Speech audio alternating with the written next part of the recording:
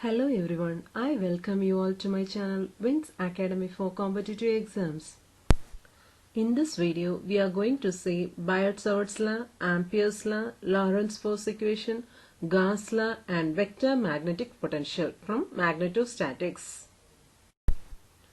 Our learning objectives are: what is magnetostatics? Then Lorentz force equation, magnetic field intensity and magnetic flux density, Biot-Savart's law, Ampere's law, Gauss law for magnetic field, vector magnetic potential and some problems that are asked in competitive exams. So first let us see what is magnetostatics. Whenever a charge is at rest, there will be a field around it. It is called as electric field. But when the charge is at motion, there will be a field. That field is called as magnetic field. Magnetostatics deals with stationary electric currents, that is motion of charges. Whenever the charge gets moved, there will be a flow of current. So when there is a flow of current, there will be a magnetic field around it. The study of steady magnetic fields due to steady or direct current is called as magnetostatics. So consider a magnet. It has north pole and south pole. There will be a lines of force attraction between the north pole and south pole. So this is called as magnetic lines of force. So next we are going to see Lorentz force equation. When electric charges move, they exert magnetic forces on each other. So the Lorentz force equation is given by F is equal to Fe plus Fm. Here Fe means the force due to electric field and Fm is the force due to magnetic field. So the sum of the two forces is called as the Lorentz force. So first let us see what is the force due to electric field. Force due to electric field is Q into E. This already we have studied in the electrostatics. If you want to recall, you can refer the link given in the description box. Then plus Q into V cross B. So whenever a charge is in motion, definitely it has a velocity. So V is the velocity and B is the magnetic flux density. So the Lorentz force equation can be written as F is equal to Q into E plus V cross B. Next we are going to see what is magnetic field intensity H and magnetic flux density B. These two are very important parameters in magnetic field. The magnetic field intensity gives the quantitative measure of the strength of the magnetic field. It is denoted by H and its unit is ampere per meter. Then magnetic flux density is defined as the magnetic flux per unit area.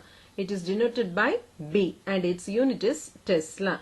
Next we have to see what is the relation between B and H. B is equal to mu into H. Where mu is equal to mu naught into mu r. Here mu naught is the permeability of free space and mu r is the relative permeability. So mu naught is equal to 4 pi into 10 power minus 7 Henry per meter. It is approximately equivalent to 12.57 into 10 power minus 7 Henry per meter. Next we are going to see Biot-Savart's law. Biot-Savart's law describes the magnetic field generated by a constant electric current. So consider a conductor carrying a current I. Right. So here we are going to consider a small differential element dl. Now due to this differential element at point P, what is the magnetic field intensity we are going to see. So alpha is the angle between the conductor and the line joining the current element and the point P. The R is the distance between the current element and the point P.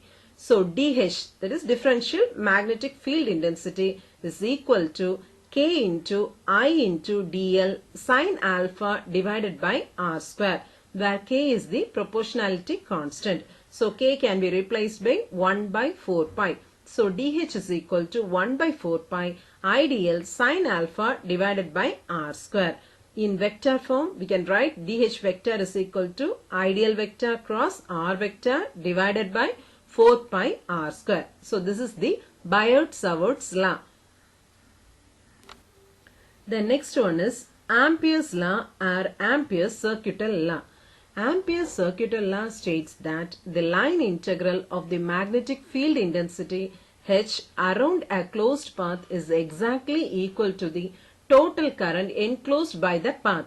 So, it is denoted as integral. This is line integral, single integral over L H vector dot dl vector is equal to enclosed current, total current enclosed, that is IENC.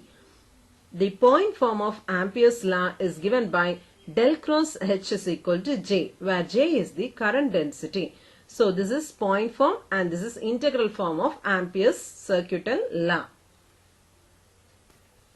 Next, Gauss law for magnetic field. According to Gauss law, the total flux passing through any closed surface is equal to 0. That is, phi is equal to 0. Here phi is the flux, magnetic flux.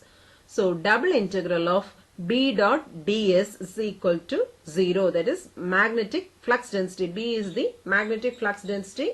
It is nothing but flux divided by area. Since flux is equal to 0, we can write double integral of B dot ds is equal to 0. So this is Gauss law for magnetic field. The next one is vector magnetic potential. It is defined in such a way that its curl gives the magnetic flux density. So here A is the vector magnetic potential. So cross product or curl of A is equal to magnetic flux density. So next we are going to see some problems. First problem. In a non-time varying magnetic field, the value of del dot J is. So here it is given non-time varying magnetic field. Non-time varying magnetic field means it is static magnetic field.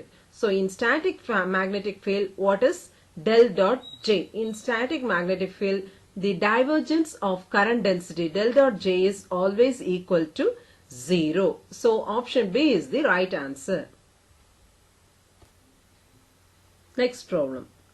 The curl of a vector H may be written in terms of vector operator as. So curl means, we should remember, it is cross product. So it can be written as del cross H. So option A is the right answer. Next problem. A circular coil of radius 2 meter carries a current of 4 ampere. What is the value of magnetic field intensity at the center? So this can be solved using Ampere's circuital law. Right. So for a circular coil of radius 2 meter and it carries a current of 4 ampere. So the magnetic field intensity of a circular coil is H is equal to I divided by 2A, where A is the radius of the circular coil. So here I is equal to 4 and radius A is equal to 2. So H is equal to 4 divided by 2 into 2, that is equal to 1 ampere per meter. So option B is the right answer. So next problem. Two long parallel conductors carry 100 ampere. If the conductors are separated by 20 millimeter, what is the force per meter of each conductor if the current flow is in opposite direction? So here the force between the two conductors is given by F is equal to mu naught I1 I2 L divided by 2 pi d. Here I1 is the current flowing through the first conductor, I2 is the current flowing through the second conductor, and L is the length of the conductor and d is the distance between the two conductors, and its unit is Newton. In the question they have asked to find force per meter. That means per force per unit length, that is L is equal to 1. So here we can substitute L is equal to 1. Also the current flows in the opposite direction but the magnitude is same. So we can write F is equal to 4 pi into 10 power minus 7. This is the constant value of mu naught. Then into I1 I2 100 into 100 divided by 2 pi into 20 into 10 power minus 3. So the answer is 0.1 Newton per meter. Why we are writing it as Newton per meter means here it is force per unit length. So Newton per meter. So option A is the right answer. So next problem, magnitude of Lorentz force experienced by a charge Q moving with velocity V in magnetic flux density B is given by. So here they have asked the Lorentz force equation due to the magnetic field alone. So F is equal to QV cross B. So option A is the right answer. Next problem, the total magnetic flux coming out of the closed surfaces. So according to Gauss law for magnetic field, the total flux is equal to 0. So phi is equal to 0. So option B is the right answer. Next problem, if A vector is a vector magnetic potential, then del dot A vector is. So for vector magnetic potential, we know the equation del cross A is equal to B. Therefore, option A is the right answer. Its value del dot A vector value will be equal to 0. So next problem, two conductors are carrying forward and return current of plus I and minus I as shown in figure given below. The magnetic field intensity H vector at point P is. So this is the two conductors. So first conductor carries a current plus I and the second conductor carries a current minus I. So P is in between the first conductor and the second conductor. The D is the distance between the point P and the first conductor. Similarly, point P and the second conductor. So here the total magnetic field intensity is equal to sum of the magnetic field intensity due to the first conductor and the magnetic field intensity due to the second conductor. So the first we are going to write the magnetic field intensity due to the first conductor H1. So that is equal to I divided by 2 pi d y vector. This is from this diagram. We can write y vector plus I divided by 2 pi d y vector. So that is equal to I divided by pi d y vector.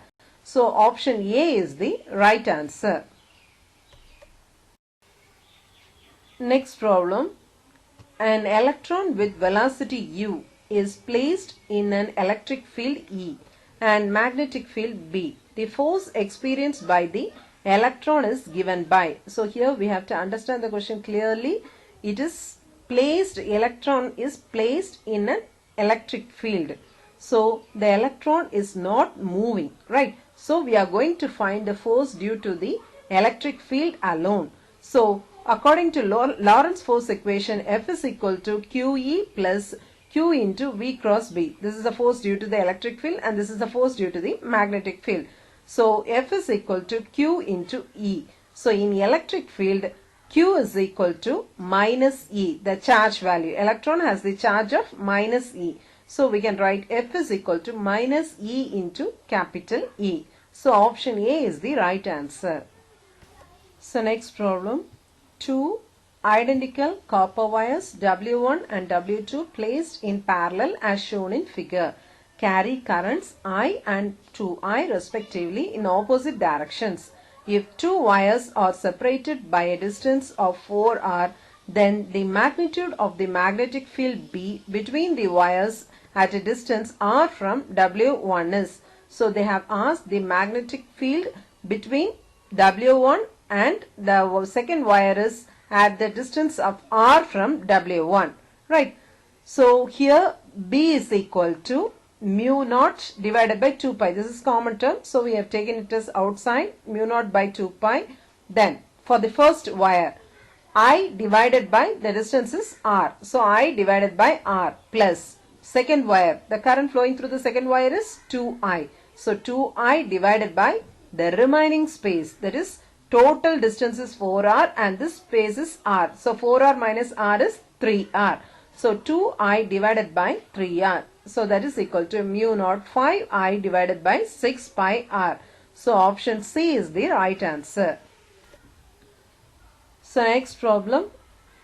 If the static magnetic flux density is B vector, then according to Gauss law of magnetic field, we know del dot B is equal to 0. Since flux is equal to 0, we can write del dot B vector is equal to 0. So option B is the right answer. I hope you all understood the concepts and the problems that I have discussed. If you have not subscribed the channel, kindly subscribe the channel, share with your friends. Let us understand and grow. Thank you.